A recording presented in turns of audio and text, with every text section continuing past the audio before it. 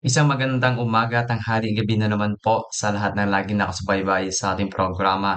Dito po kay Mr. 721 Catholic YouTube channel at the same time po sa ating pong Facebook page, Mr. 721 Catholic. At ngayong araw po, pag-uusapan naman po natin ang Ebanghelyo ngayon na nakasulat po mismo sa aklat ni San Lucas, chapter 17, verse 19 hanggang 17. So, my dear brothers and sisters, atin pong basahin ang nilalaman ng talatang ito. Sabi dito is ganito po.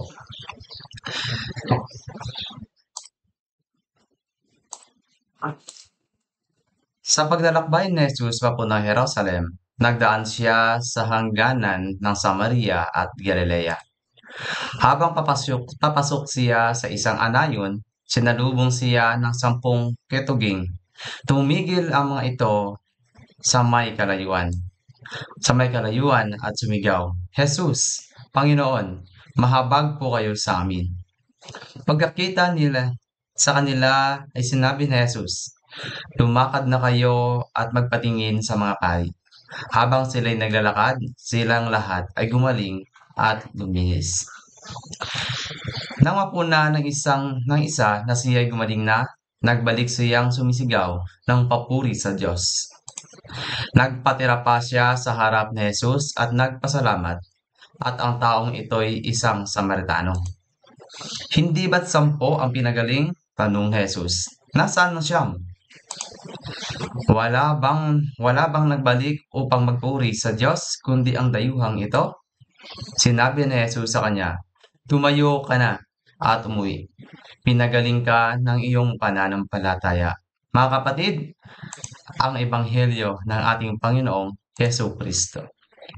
So ayan po, my dear brothers and sisters, napakaganda po ng Ebanghelyo ngayon na nakasulat mismo sa aklat ni San Lucas na nagpapahiwatig po talaga na kailangan po nating magpasalamat sa lahat po ng mga biyayang dumating sa atin.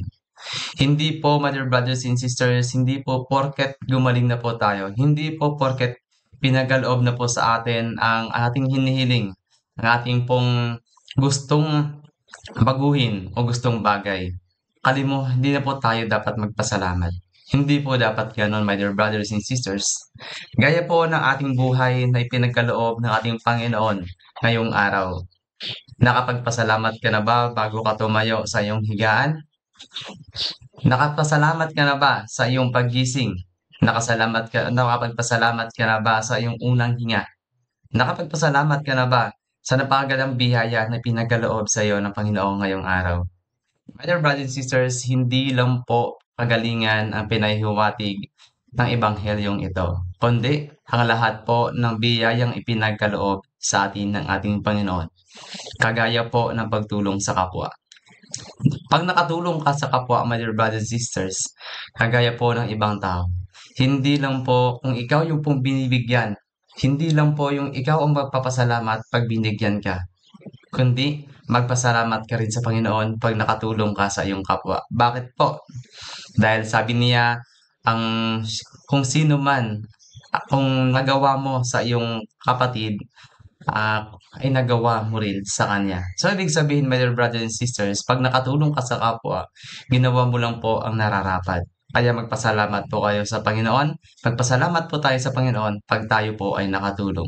Again, my dear brothers and sisters, ang Ebanghelyo ngayon ay nagpapahiwatig ng isang napakagandang mensahe na magpasalamat po tayo sa lahat ng biyayang ipinagkaloob sa atin ng Panginoon.